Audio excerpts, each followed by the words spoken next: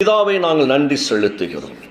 ஒரு அழகான வார்த்தை யோவேல் 3ஆம் அதிகாரம் 10ஆம் வசனத்தை வாசிக்கின்ற பொழுது, உங்கள் மண்வெட்டிகளை பட்டயங்களாகவும் உங்கள் அரிவாள்களை ஈட்டிகளாகவும் அடியுங்கள், பலவீனனும் தன்னை பலவான் என்று சொல்வானாக.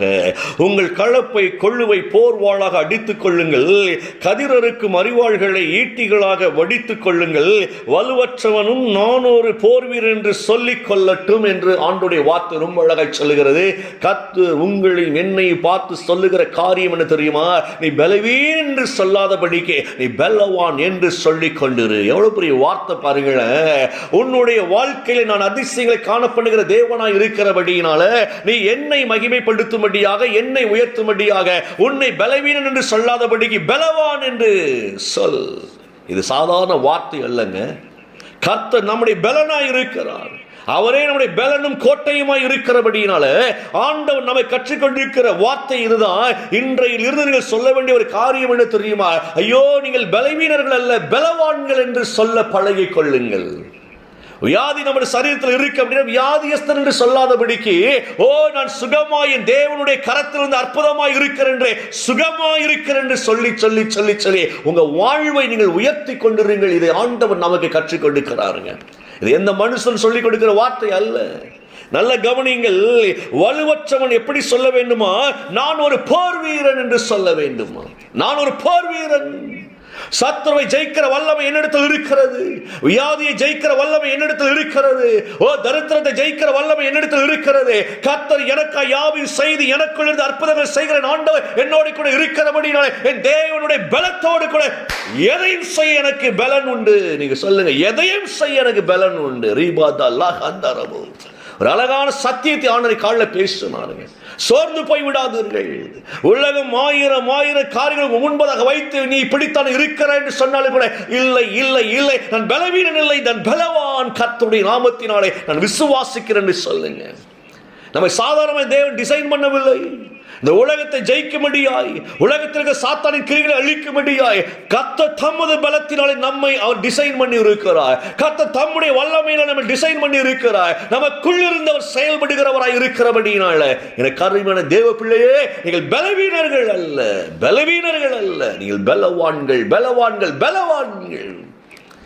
தாவீது சிறுவனாய் இருந்த பொழுது, வாலிபன் நாட்களை சவுளை சந்தித்த பொழுது சவுல் சொல்லுகிறார், ஐயா நாங்கள் எவ்வளவு பலசாலிகளாய் இருந்தும் கோலியாத்தை வீழ்த்த முடியல, நீயோ சிறுவனாய் இருக்கிறாயே, உன்னால ஒன்னும் செய்ய முடியாதுப்பா, நீ போய் வீணா உன்னை இழந்துராத என்று சவுல் தாவீதுக்கு ஆலோசனை கொடுக்கிறார். நல்ல கவனிங்கள, இந்த வார்த்தை ரொம்ப ஆழமனை சிந்திக்கணும்.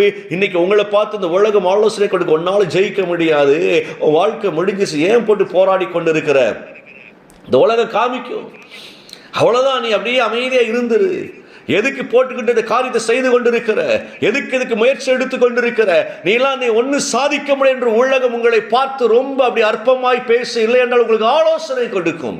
வேண்டாம்ப்பா, இந்த காரியம் செய்ய வேண்டாம், இந்த காரியம் உனக்கு தகுதியா இருக்காது, இந்த காரியத்தில் ஜெயிக்க முடியாது. ஊழியத்தின் பாதையில் வந்த பொழுது என் குடும்பத்தார் கூட பயந்தாங்க. ஐயா ஊழியம் என்னதுனே தெரியாது, ஊழியத்தில் இறங்கி கொண்டிருக்கிறேன், எங்கள் குடும்பத்துக்கே ஊழியத்தை பற்றி தெரியாது. எங்களுக்கு பெரியப்பா ஒருவர் மாத்திரம் ஊழியத்தில் இருந்தாங்க. அந்த பெரியப்பா வாயில் வழியாக வந்த ஒரு காரியம்தான், நீ ஆண்டவருக்கென்று ஓட வேண்டும், ஆண்டவருக்கென்று பயன்படுத்தப்பட வேண்டும், கர்த்தர் உன்னை தெரிந்து கொண்டிருக்கிறார் சொல்லி வந்த வார்த்தை நல்லா கவனித்துக் கொள்ளுங்க.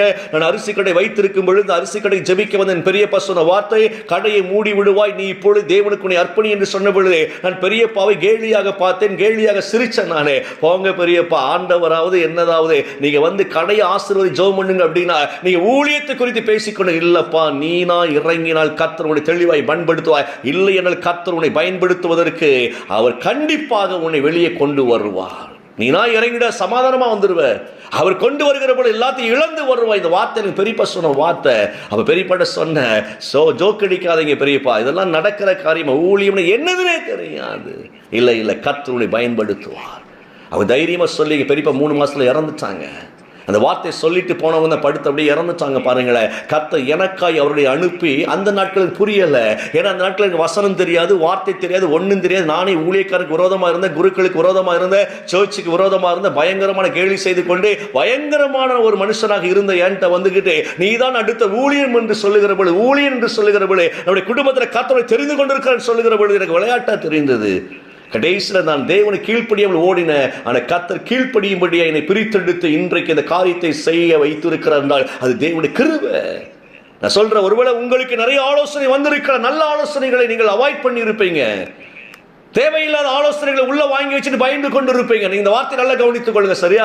தேவையில்லாத ஆலோசனை உள்ள வாங்கி பயந்து கொண்டு இருப்பீங்க. ஆனால் நல்ல ஆலோசனை கர்த்தர் பேசுறது கூட நீங்கள் அறியாமல் நாட்களை ஓடிக்கொண்டிருக்கிறார். ஆனால் கர்த்தர் தன்னுடைய பலத்தினாலே உங்களை இடை கட்டுகிறவராய் இருக்கிறார். தன்னுடைய நன்மையினாலே உங்களை முடிசூட்டுகிறவராய் இருக்கிறார். அதனால உங்களை குறித்து நீங்கள் அற்பமாய் எண்ணாதிருங்கள். நீங்கள் பலவான்கள் பலவான்கள் பலவான்கள், சுகமாய் சுகமாய் சுகமாய் வாழ்ந்திருக்கும்படி கர்த்தர் உங்களை அபிஷேகம் பண்ணி இருக்கிறபடினால பயப்படாதீங்க. தாவீது சொன்ன வார்த்தை அதுதான்.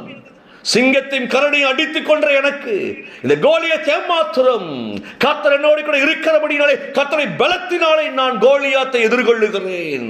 அப்ப கர்த்தருடைய பலன் தாங்க நம்முடைய பலனாய் இருக்கிறது. எவ்வளவு பெரிய வார்த்தை பாருங்களேன். அதைத்தான் ஆண்டவர் சொல்லுகிறார். நீ ஓயாம ஓயாம புலம்பாத, ஓயாம என்னால முடியல முடியல முடியலன்னு சொல்லாத, ஓயாம நான் சரியில்லை சரியில்லை சரியில்லைன்னு சொல்லாத, என்னால எந்திக்க முடியல எந்திக்க முடியல எந்திக்க முடியல சொல்லாத, ஐயோ வாழ்க்கை போச்சு போச்சு போச்சு, இந்த புலம்பலத்துக்கு தூரப்பட்டுட்டு நீ பலவீன நல்ல பலவான் என்று சொல்லுவாயாக.